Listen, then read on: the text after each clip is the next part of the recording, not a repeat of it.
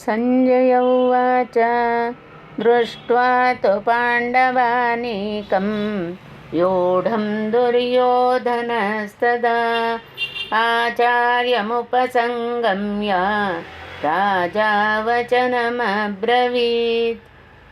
ಸಂಜಯ ಹೇಳ್ತಾನೆ, ಮಹಾಭಾರತ ಯುದ್ಧದಲ್ಲಿ ಪಾಲ್ಗೊಂಡಿದ್ದು 18 ಅಕ್ಷೋಹಿಣಿ ಸೈನ್ಯ.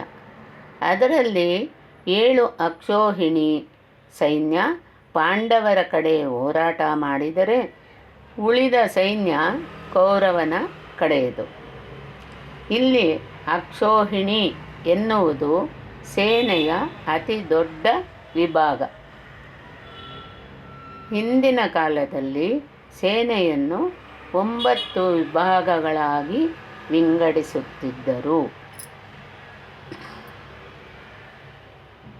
ಈ ಶ್ಲೋಕದಲ್ಲಿ ಮನಃಶಾಸ್ತ್ರಕ್ಕೆ ಸಂಬಂಧಪಟ್ಟ ವಿಷಯವನ್ನು ಸೂಕ್ಷ್ಮವಾಗಿ ಗಮನಿಸಿ.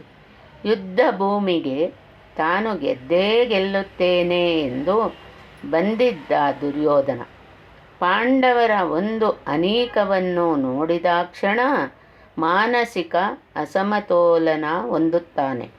ಅದರಿಂದ ಆತ ಹೇಗೆ ತಳಮಳಗೊಂಡ ಎನ್ನುವುದನ್ನು ಈ ಶ್ಲೋಕದಲ್ಲಿ ದೃಷ್ಟ್ವಾತು ಎನ್ನುವಲ್ಲಿ ಒತ್ತಿ ಹೇಳಿದ್ದಾರೆ.